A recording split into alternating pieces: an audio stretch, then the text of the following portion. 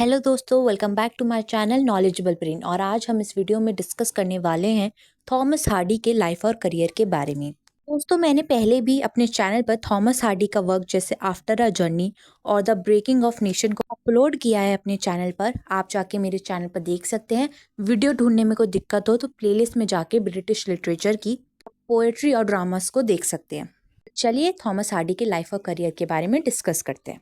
दोस्तों, Thomas Hardy का जन्म हुआ था स्टिनफोर्ड, डॉर्सेट, इंग्लैंड में 2 जून 1840 में।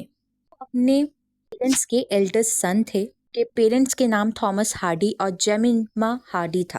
उनके फादर एक स्टोन मेसन और बिल्डर थे और उनकी मदर उन्हें बुक्स पढ़ने का काफ़ी ज़्यादा शौक था। ये क्वालिटी उन्होंने अपने बेटे में भी पास ऑन की थी।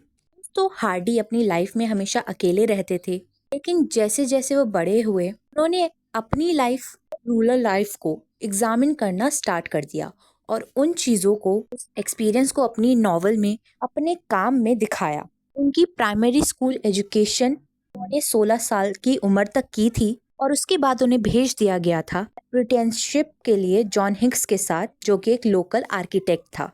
1862 में जब हार्डी 22 ईयर्स के थे, उन्होंने लंदन छोड़ दिया था, जिससे वो एज अ ड्राफ्टमैन एक ऑफिस में काम कर सके ऑथर ब्लूमफील्ड के यहाँ। वो लंदन में थे। वो चार्ल्स स्वाइन ब्राउन और रॉबर्ट ब्राउनिंग और चार्ल्स डार्विन से काफ़ी ज़्यादा इन्फ्लुएंस थे और उनकी हेल्थ काफ़ी ख़राब होने लगी। इस वजह से उन्हें अपने रीजन वापस आना पड़ा। दोबारा से 1867 में उन्हें इसके साथ काम करना पड़ा। उसके बाद उन्होंने और आर्किटेक्ट के साथ काम किया था जिसका नाम था G.R. क्रिकमे। दोस्तों, हार्डी की पढ़ाई काफ़ी ज़्यादा डिस्टर्ब्ड हुई थी क्योंकि उन्हें काम करना पड़ रहा था एज एन आर्किटेक्ट। वो यूनिवर्सिटी जाके पढ़ना चाहते थे, एक एंगेलिकन मिनिस्टर बनना चाहते थे। वो इतना अफोर्ड नहीं कर सकते थे, इसलिए उनका सपना अधूरा रह गया।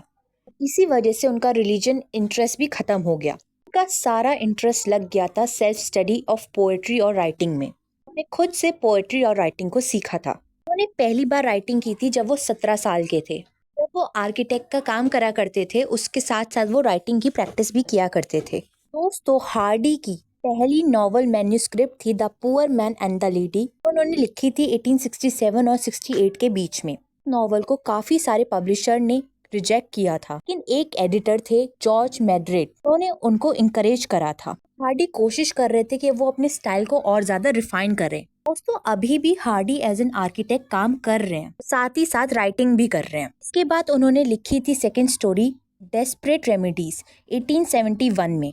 को एक्सेप्ट भी किया गया था और पब्लिश भी। उनकी अगली नॉवल थी अंडर द ग्रीनवुड ट्री, जो उन्होंने लिखी थी 1872 में। तो अब हार्डी का जो स्टाइल है वो और भी ज़्यादा अच्छा होता जा रहा है, रिफाइन होता जा रहा है। अब उन्हें राइटिंग की समझ है।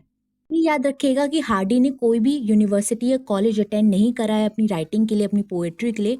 उन्होंने पोएट्री और राइटिंग खुद से सीखी थी। इसके बाद 1870 में उनके एक एम्प्लॉयर ने उन्हें मरम्मत के लिए प्रोजेक्ट दिया सेंट जूलियट चर्च कॉर्नवॉल में, जहां उनकी मुलाकात हुई थी अपनी होने वाली बीवी एमा लेविनिया लॉर्ड से उन्होंने शादी की थी 1874 में। एमा हार्डी को इनकरेज करती थी कि वो राइटिंग पे कंसंट्रेट करें, इसलिए 1872 में हार्डी ने आर्किटेक्चर की जॉब छोड़कर सारा टाइम अपना राइटिंग को दिया।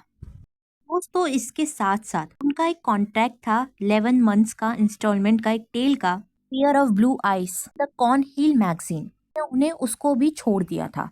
अब उनकी जो रेपुटेशन थी as a England newer novelist वो बढ़ने लग गई थी। उनकी अगली नॉवल थी मैटिंग क्राउड, जो उन्होंने लिखी थी 1874 में, जिसमें उन्होंने इंट्रोड्यूस किया था वेसेक की एरिया को और टेस के एरिया को, जो कि इंग्लैंड में है। के बाद उन्होंने 2 और नॉवल लिखी थी, रिटर्न ऑफ द नेटिव इन 1870 और द मेयर ऑफ कैस्टरब्रिज 1886। अब हार्डी एक प्रोफेशनल राइटर बन चुके थे। के बाद उन्होंने 2 नॉवल को और पब्लिश किया था जिनका नाम था टेस्ट ऑफ द उर्बिसविल इन 1891 और क्यू द ऑब्सिकर इन 1895। ये उनकी 2 ऐसी नॉवल है जो लास्ट लॉन्ग फिक्शन वर्क था उनका, लेकिन इन नॉवल ने कुछ चैलेंजेस भी फेस करे थे कि विक्टोरियन रीडर्स ये थोड़े सेंसिबल टॉपिक्स थे। इसमें पोएट ने Victorian feather immoral sex, murder और इलेजिटिमेट चिल्ड्रन और couples living together before marriage, ऐसे टॉपिक्स को इंक्लूड किया था अपने वर्क में, जो उस वक्त के लिए काफ़ी ज़्यादा सेंसिटिव टॉपिक्स थे। इन दो नॉवल की वजह से काफ़ी ज़्यादा डिबेट हुई, क्रिटिज्म हुआ और हार्डी को सोचने पे मजबूर कर दिया कि उन्हें आगे अपनी राइटिंग का काम कंटिन्यू करना चाहिए कि नहीं। इसके बाद हार्डी ने कोई भी नॉवल नहीं लिखे तो सिर्फ शॉर्ट स्टोरी, पोएम्स और प्ले, जैसे कि the dynast, drama of the Napoleonic wars और winter words volume of verse को लिखा था। उन्होंने कम से कम 900 पोएम्स लिखी थी अलग अलग सब्जेक्ट्स पर। के बाद हार्डी की जो वाइफ थी 1912 में उसकी डेथ हो गई थी, एमा की डेथ हो गई थी, और 1914 में हार्डी ने दोबारा से शादी की थी फ्लोरेंस एमिली डगडेल के साथ, जिस शादी को उन्होंने आखिरी सांस तक निभाया था। तो हार्डी की डेथ हुई थी 11 जनवरी 1928 में और उन्हें दफनाया गया था वेस्टमिनिस्टर एबी में इन पोएट्स कॉर्नर, और उनके दिल को दफनाया गया था स्टिनसन इंग्लैंड में की एंसेस्टर और उनकी फर्स्ट वाइफ की ग्रेव के पास। उनकी सेकंड वाइफ जब उनकी डेथ हुई थी तो उनको दफनाया गया था अपने हस्बैंड के पास। दोस्तों, थॉमस हार्डी को 1910 में ऑनर किया गया था with order of merit. Hardy की जो फर्स्ट पब्लिश नॉवल थी वो थी अंडर द ग्रीनवुड ट्री। दोस्तों, एक और चीज़, हार्डी की जो सेकंड वाइफ थी वो उनसे 40 साल छोटी थी। हार्डी की डेथ के बाद उनकी जो ऑटोबायोग्राफी थी वो पब्लिश करी थी उनकी वाइफ फ्लोरेंस डगडेल ने। हार्डी की फर्स्ट पोयम थी डोमिसिलियम और उनका फेमस ट्रेजेडी प्ले था the queen of Cornwall. Hardy ने टोटल 14 नॉवेल्स लिखी थी। और दोस्तों, हार्डी शुरुआत में एनॉयमसली लिखा करते थे, मतलब अपना नाम यूज नहीं करते थे। उन्होंने सेक्सुअल, रिलीजियस और सोसाइटल कन्वेंशन जैसे थीम को चैलेंज किया था विक्टोरियन एज में। हार्डी अपने काम में एपिसोडिक स्ट्रक्चर का यूज किया करते थे।